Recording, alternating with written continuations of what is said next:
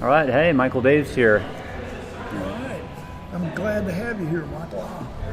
I've seen you with Tony several times. I've seen you with Chris several times. Yeah, Chris Thiele, yeah. Yeah, Chris Thiele, yeah. So that's pretty heady stuff. I mean, yeah, well, they're two formidable musicians who are real originals. And that says something. He's my photographer. Yeah. It says a lot that those people chose you to work with. I mean, those are very formidable musicians. Yeah, well, they're both known for being their own progressive innovations, and but they also both come from and love traditional stuff. So that's been kind of a calling card for me, is that just as a singer and guitarist who primarily functions in a classic high-lonesome mold, but I also understand enough about chord changes and harmony, and I can kind of follow their music when I need to, but kind of grounded in more of the trad thing. So I think both of them enjoy the ability to both be free with music, but also keep it connected strongly to the roots of bluegrass. And I think both of them and yourself, it is different than standard bluegrass, but it's also fantastic. Well, a strong reference point, though. I mean, yeah. I mean, when Thiele and I recorded, it's just we're mining the brother duet tradition, right. Going back to the Monroe brothers, and I think Thiele's reference point for that project was primarily the Skaggs and Rice record, but for me it was more Monroe brothers and Bill Monroe and Doc Watson. But it was a strong reference to the tradition, and and that's our repertoire all came out of the classics, and I will tell you, get a little rambunctious and weird with it here and there, but it's great. The container is very much trad. That's how music grows, though. Yeah. It's how it appeals to younger audiences, I think, too. Yeah. As I told you yesterday, I think Skaggs and Rice, if I had to pick my top 10 records, that Skaggs and Rice would be one of my very favorite records of all time. Oh, sure, yeah. But the one you did with Chris, it holds up for me equally as good. Oh, wow, that's good to hear. The songs are good.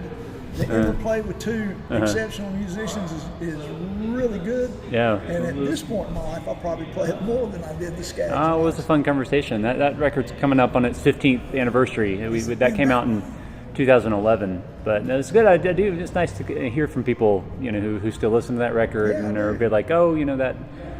I've heard from people who said that kind of inspired them to get into bluegrass or get back into bluegrass, or I mean, it's one of those things. I can't believe it's been 15 years. I mean, it passes fast. Yeah. Did you grow up with traditional bluegrass? I did. Yeah.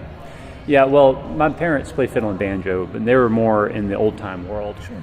But there was a time when my dad kind of went back and forth between three finger and clawhammer and banjo, and at some point he went fully over into the clawhammer camp. Yeah. And but that was part of my upbringing, and I grew up in Atlanta, and there was a real good regular jam there. This was in the early '90s. This place called the Freight Room, which is an old historic railroad depot in Decatur.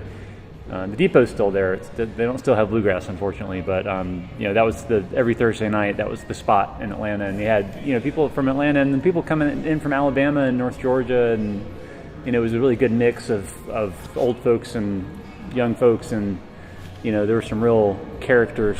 Sure. There was this fiddler, Dallas Burrell, who I think he says he used to play on, I think it was the WSB barn dance, because Atlanta had a barn dance, it competed with the Opry for back in the 50s, and I think he was in the house band as I understand it, and he said he backed up Roy Acuff, and but he was an old coot and real hilarious major character. So there's some guys like that that really kind of gave a good sense of what the real hardcore old school bluegrass and country tradition was, and it was a good education. Yeah, there's a place here called the Bomb Shelter, and I think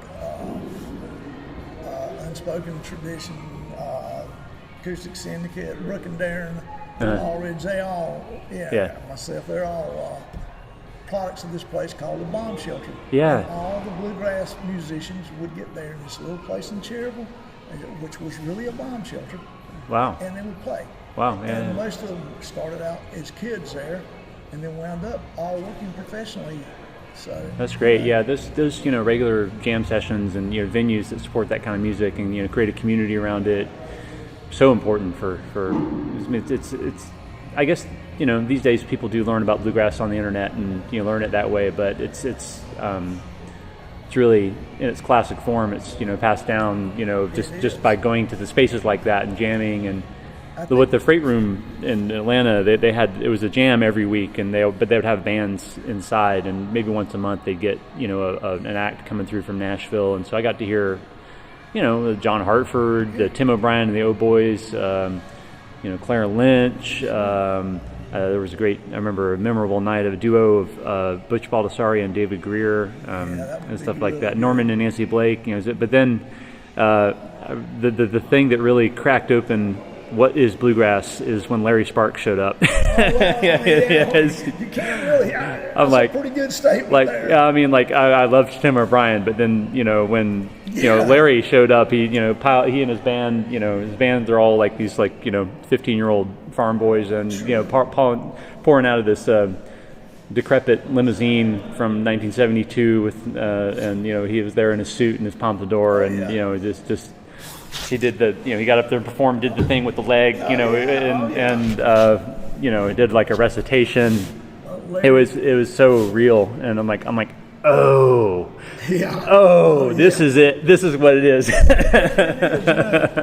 don't think Larry gets the credit for what he has brought to bluegrass. Oh man, well, he's keeping it real. Yeah, he's maybe a more modern day Jimmy Martin. Much more subdued personality, yes. But I've heard some stories about him back in the day of being kind of a wild guy. But I'd had the opportunity. One of the things I do, I do a lot of teaching, and since the pandemic, I've been offering these classes on Zoom. They're usually 6-week classes on a special topic, and every spring I teach a harmony singing. Looking at a different, like we've done Jim and Jesse. I did one on Skaggs and Rice. I did one on Hazel and Alice. That's great. And I did on the class I taught on the Stanley Brothers, of course. And I was I usually have a special guest, and I was. This might seem miraculous to anyone who's familiar with Larry's Luddite ways, but I was able to get Larry Sparks in a Zoom meeting. Oh, really? To talk about the Stanley Brothers. This is the guy I don't know what the internet is, but I understand that I'm on it. But actually, to be fair, it was a phone call. I just routed the phone call into the Zoom meeting. But that he was very generous with his time and just very appreciative that we were paying attention to that classic music. Of course, that's the Stanley Brothers. That's the music where he comes out of. In so many ways, but anyways, I love the opportunity to get to talk with the greats and kind of keep that connection alive to the history of the music. That is one of the things I like about the podcast. I have over the years I've interviewed tons of the older bluegrass musicians, many who are gone now. Yeah, but they have a look for stories. Yeah, well, we need to hear those stories. Well, some of them are kind of unrepeatable, but yeah, they are. But so many of them are really good. Well, another platform I teach on is Artist Works, which is online music school, and I have the Bluegrass Vocal School with Artist Works. I don't know if you know that platform, but Brian. I do know that. But they got Brian Sutton, Tony Trischka, Sierra Hull, all these folks, Darryl Anger. But as part of that job, I've gotten to interview a number of legends, including Mac Wiseman, about 6 months before he passed. Jesse McReynolds and Bobby Osborne. Those are the ones that I've got to talk to, who are now have left us. But that is just can't get it back. I know, but you can preserve it for other people. and then for that, it's getting them to talk shop about their singing specifically, and so that's something that I think has been missing. I mean, people talk about their professional lives in general, but for that, I get to really dig in about vocal style and something that there's not a lot of talking about specifically. So try to cover that in the Artist Work School as much as we can. This is just something that's fun for me.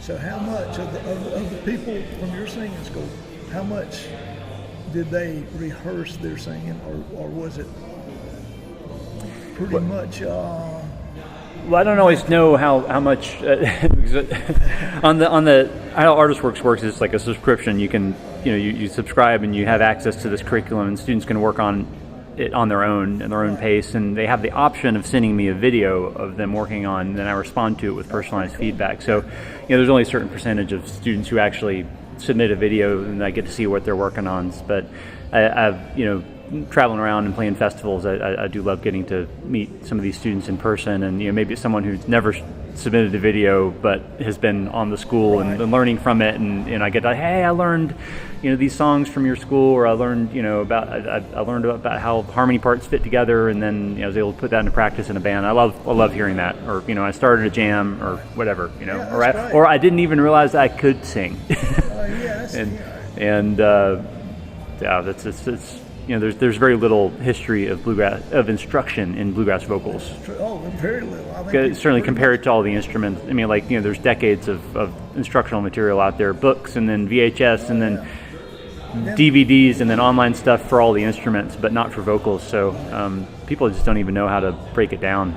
Yeah, they don't. They don't even understand it as a learnable skill. They think it's something that you either have or you don't. Right. But so that's been a lot of the work of that school, is just kind of showing how it is, something that you can kind of break down and learn and understand and get, really, develop an authentic style. Well, it's funny. That's about the only thing Happy Traum did not cover. Right, exactly. Yeah. When you think about when we were talking about that, came to my mind. He's got a vast catalog of teaching people how to play a lot of stuff. Exactly. Yeah. But no vocals. That's right. It's a gold mine, but yeah, exactly. So it's a good service you got. I mean, that should. Yeah. When you were a kid, did you imagine that you would be playing bluegrass? I mean, you're at the cutting edge of modern bluegrass. Did that occur to you? No, not really. It's just always something I loved and was fascinated by. But my family is largely in academia. My dad was a college professor. My brother's a college professor.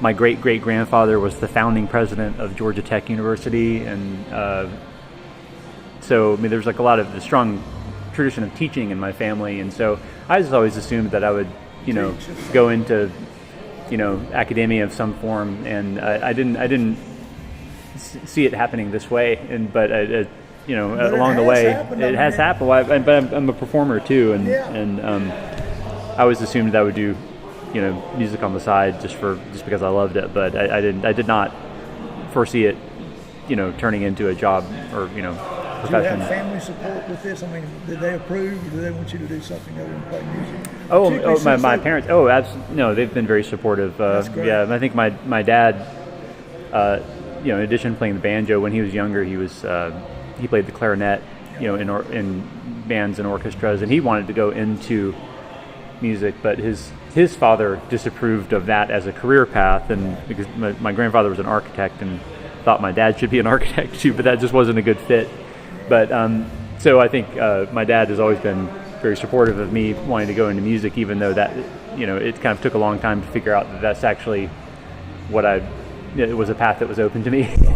But he's always been very supportive. I think that is one of the things that parental support in anything you do in the arts is really jumpstart you in the fact that somebody's not telling you, you need to get a backup plan. I used to hear that all the time. Yeah. You got another plan when this doesn't work out. Right. It's like, no, not really. Yeah. So it's you're a fortunate person to. I think you're just in probably the heart of modern bluegrass. And bluegrass is probably stronger than it's ever been. Yeah, I mean, there aspects of it that come and go in waves, and I mean, we're in an era where there's one band I'm thinking of that's playing a lot of Stanley Brothers tunes in arenas for 17,000 people every night, and that's probably more than the Stanleys played for. Like in their entire career. All those schoolhouses that they used to play at, all added together, and Well, I even think. Well, I don't know. Rose Lester doing. Flat and Scruggs did play some pretty big places. Yeah. But well, still. you got to credit Louise Scruggs for that. Earl's wife and their manager. She was on it with getting their profile up there and getting them in movies and all that. She did a really wonderful job of that. Yeah. She was a #1 promoter. Yes. And swimming upstream as a woman in that business. Oh, definitely. She got a lot done. Take nothing away from the utter talent of Flat and Scruggs themselves, but if you look at what all the other bluegrass bands were up to, even Monroe. Sure. I mean, they at that time, for all their success financially, they probably did not come close to Flat and Scruggs. No. And I do think that's and then when Flat and Scruggs broke up, I've heard some things about when the Earl Scruggs review, like what the guarantees the Earl Scruggs review was getting compared to Lester Flatt and the Nashville Grass. It's like maybe about like 25%. Exactly. Well, but I think it was because Earl was open-minded about all styles of music. And it could have been he listened to his kids a little bit of Dale. Dale, sometimes you listen to your kids and you brought your audience, and I think they both did that, and that's both helped their careers. Yeah. So unlike Bill, who probably I met Bill a couple times, he wouldn't listen to anybody. Yeah. Yeah. He was one of those guys that right. And I've known people and interviewed people that work for Bill, and as well as I do, some people can be difficult to work with. Sure. I think he was very. I worked for Johnny Paycheck, so I can say that. Oh wow. Okay. Yeah. So I bet that was. It was different. Yeah. Yep. Yeah. So, but it's I don't know. So tell me about you. You've done this Tony project several times in several combinations. Oh yeah, well Tony Trishka and I have been working together since I think about 2006, and so that's coming up on 20 years, and we're good friends, and I call him for my projects, and I play in his band, and sometimes we play in a duo, and we have a trio with Bruce Malsky kind of doing this kind of hybrid kind of bluegrass old time thing, and we just enjoy working together, and Tony's a peach. He's like to know Tony is to love him. He just makes friends with everybody, and we're both in the New York area and have been, so it's makes a lot of sense for us to work together in various forms. And I like Jared. Jared is a really fine bass player. Jared Engel, yes. Yeah, he's a great fit for that band, and really great slap player in that classic way, and yeah, he's good. Sometimes you do it with Casey Greason too, don't you? We have a whole slew of incredible fiddlers we've been working with. So Casey is, of course, right up there, and he's with us here at Earl Scruggs Festival. But Brittany Haas is Brittany's kind of the originator of the fiddle chair in this band. That she was in the band in 2006 when the first gig I did with Tony was with Brittany. She was in college at the time at I've seen Princeton. The duo, you and Brittany too. She's unmatched. And I don't think she gets enough credit either. Not nearly enough. There's a lot of fiddlers, and then there's Brittany. She's really on an island. There's certainly sort of the bowing and the energy, and part of what I love so much about her playing is her she's so deep in old time bowing and timing, but she can improvise. She can play in B. She can, she's now a member of the, freaking Punch Brothers. So she can play anything, and it's really rare to find someone who unites She's also, those worlds in the way that she does, and she's just like a great musician through and through. She's a very aggressive fiddle player too. Yeah. I mean, it's kind of like she goes well with your picking style. Oh, you know? Yeah, I like it when she kind of plays rowdy and we kind of egg each other on. I mean, I'm always trying to keep up with her, and but also kind of rile her up a little bit. Those are the aspects of her playing that I most enjoy. But whatever she does is great. But anyways, but yeah. So with the Tony Band, Casey Dreesen, Alex Hargraves, Brittany Haas, Duncan Wickel. Oh yeah, I mean they're all fabulous. It's really been extraordinary. That's I love working with great fiddle players, and the fiddle and banjo connection is so strong. Yeah, I mean I come from a fiddle background, so I fiddle, and I have a special place in my heart for fiddlers. Yeah, well, me too. I mean, my mom's a fiddler in old time tradition, and I used to go to Tommy Gerald's house. Oh wow, yeah. Yeah, which Tommy, I would say is Tommy. Sometimes his intonation is not very, very good. I love that. I love that about his.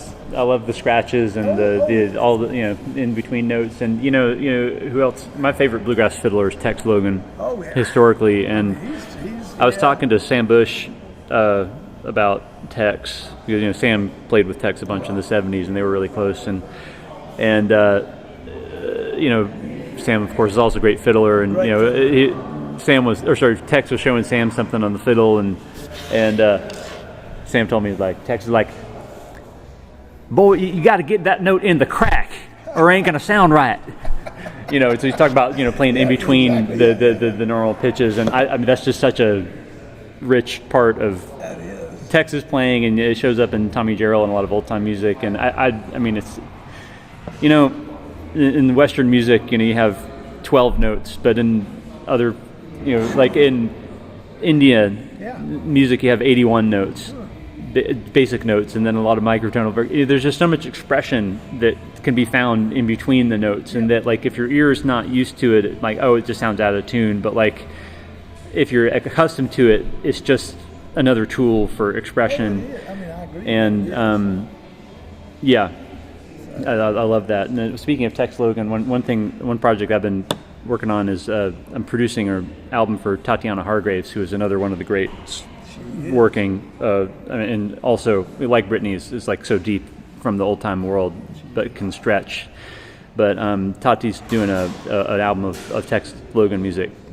Tati plays, at least the working title is Tati Plays Tex, and we've bonded in the past over Tex's music, and I knew Tex a little bit, and knew his daughter Jody, and actually through Jody I have several of his suits and a bunch of his shirts that I wear proudly at a lot of my performances, and I did get to play with him a little bit, but anyway, so so there's that. Tati and I have that Tex connection, and so I'm very excited to be producing that recording, which is still in the works, but it's going to be it's insanely good. And she was bold enough to get some of the specific tuning stuff that Tex does that other people are afraid to go for, but she knows exactly what she's doing, and it's so good. I met her the first time when she was a kid through Jim Miller. I don't know if you knew Jim.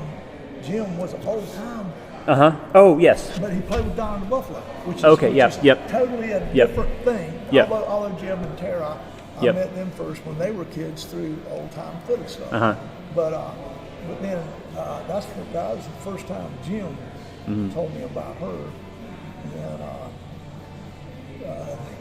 Jim was an etymologist, which you don't know the jokes when you're around and people give him about bugs. That's good. Mr. Soul, he was a fun musician. There's a good tradition of really brainy, bluegrass and old time musicians, including Tex Logan, who, as you may know, was a physicist. Yeah, he was, wasn't he? Taught math at MIT, and contemporarily we have Greg List on banjo, who is a PhD in molecular biology from MIT, and Oh yeah. You know, I mean, Brittany went to Princeton studying primatology, and yeah, and Jim. Allison Brown, that's right. Got a master's from Harvard. Yeah, you know.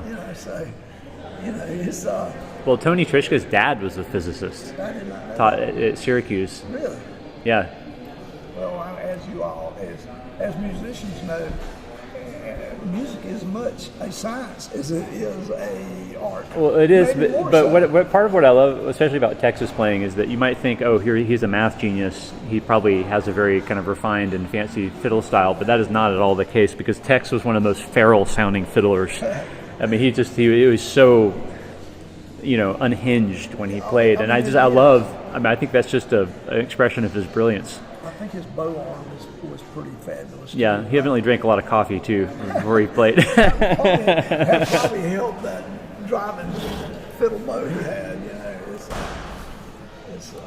I can't wait to hear that project. It's going to be so good. I'm very excited about what she's doing with that, and I've been thrilled to, help facilitate that coming into the world. But we'll be shouting far and wide when it comes out. I can't wait to Yeah. hear it. You got a lot of projects going on. Yeah. Still, Yep, I'm keeping probably busier than I ought to. I actually just launched a small record label called Wild Geranium Records that specializing in EP releases. So just like short, mini albums. And I just released my first EP, which is a solo recording called Early Morning Sun. Okay. It's just solo guitar and vocals, and then I've got a bunch of EPs planned Oh, that's really to start. So you have time to do that? Well, I try to find it. It is hard to squeeze it in when you do stuff. Yeah, on the between road. touring and I teach full time. The roster of private students, and then I have the Artist Works School, and then my Zoom classes, and then especially through the summer touring a bunch. We've been really busy with Tony these last 2 years because he had the Earl Jam record come out, and that's going well for him, and he's playing a lot of festivals and stuff. So And he's getting ready to release the second volume too. he is, yeah. So that may keep you busy a while. Yeah, and also Jacob Jolliffe and I have a duo, the mandolin player Jacob. We actually made a record. It's not out yet, but it's a Jim and Jesse tribute record. Great stuff. Yeah, and we've been playing festivals, and he's busy with his own band. But when that record comes out, I expect we're going to be touring that more too. So You're never home. yeah, it's a little busy, but it's good. You got to hustle. It's good. You got to work. You got to work for those bluegrass bucks. You do have to. For the tens of dollars you can make in the bluegrass industry. It's come a long way. It used to be hot dogs and exposure. So Yeah, that's right. it's like I've been exposed to death, and I've had a lot of hot dogs. Yeah. I also have to pay my mortgage. Yeah, exactly. And that people do not realize. Would you pay a plumber in hot dogs and exposure? Exactly. No.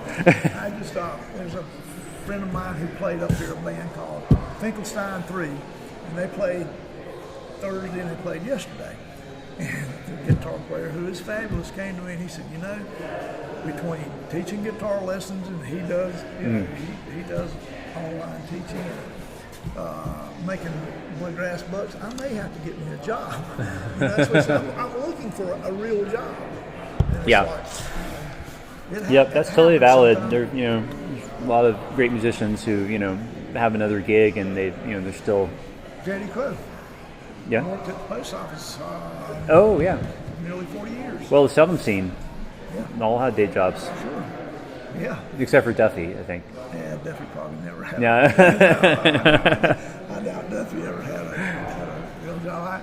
I'm friends with John Starling's ex-wife, Facing, Oh yeah. and she is a wonderful, fun person who can still sing. She's pretty old now. She can still sing. Great. Well.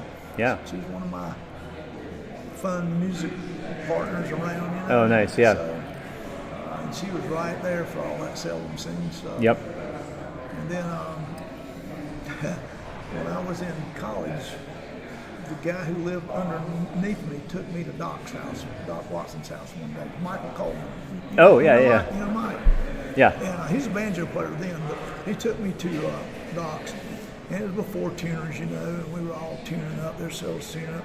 Doc goes, somebody's just like a semitone off. Well, I figured I was the new guy. I figured it was me. I thought it was me. And I was there kind of looking around, figuring out what am I going to do if I go to my tune, you know, if I just go to tune a little bit, everybody's going to know it's me. And Doc goes, ass bluegrass is close enough. so yeah, he did his time in seldom singing. So, Yeah, T. Michael. yeah. Yeah. It's I don't think he's ever worked anything else much. So it's good when you don't have to. Yeah.